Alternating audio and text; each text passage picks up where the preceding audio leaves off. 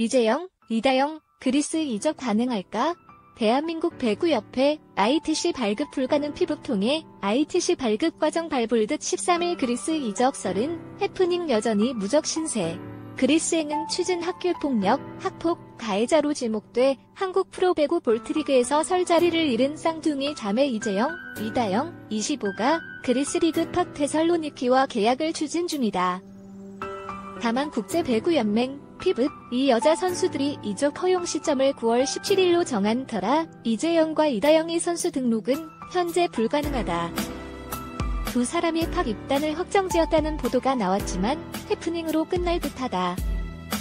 최근 국제배구 팬사이트 발리볼박스는 팍 테살로니키 로스터에 이재영과 이다영의 이름을 올렸다. 발리볼박스는 팬들에게도 수정 권한이 있는 사이트로 이는 팬들이 올렸을 가능성이 크다.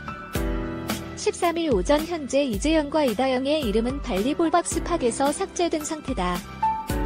팍, 이재영과 이다영 영입 공식 발표 없어 팍는 한 번도 이재영과 이다영을 영입했다고 공식 발표한 적이 없다. 팍 구단은 5월 전에 계약을 마친 밀리그라스 골라, 스페인, 질리에트 파이던 르블레, 프랑스만 외국인 선수로 등록했다. 국제배구연맹은 5월 중순부터 10월 중순까지를 국제대회 기간으로 규정하고 다른 리그 사이의 이적을 금지한다. 규정상 이재영, 이다영을 영입할 수 없는 기간이기도 하다.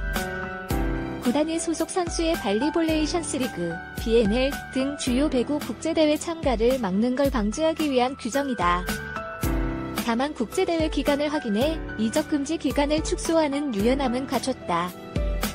2021년에는 여자부 9월 17일, 남자부 10월 1일을 국내 리그 개막 가능일로 정했다.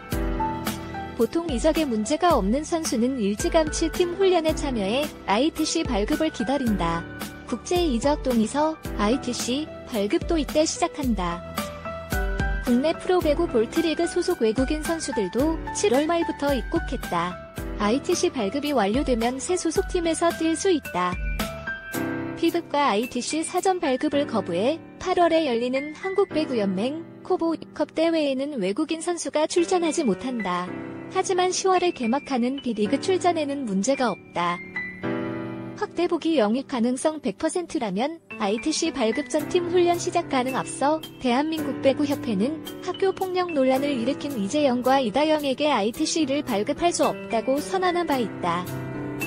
이에 이재영과 이다영, 팍 구단은 피브를 통해 ITC를 발급받을 전망이다. 피브 공인 에이전트 한 명은 이미 피브를 통한 ITC 발급 과정을 시작했을 가능성이 크다. 피브가 결국엔 ITC를 발급할 것이라며 하지만 ITC가 나오는 시점을 예측할 수 없다. 9월 17일부터 여자 선수 ITC를 발급하는 피브가 이재영, 이다영이 ITC 발급 문제를 얼마나 빨리 진행해 줄지 모르겠다고 말했다.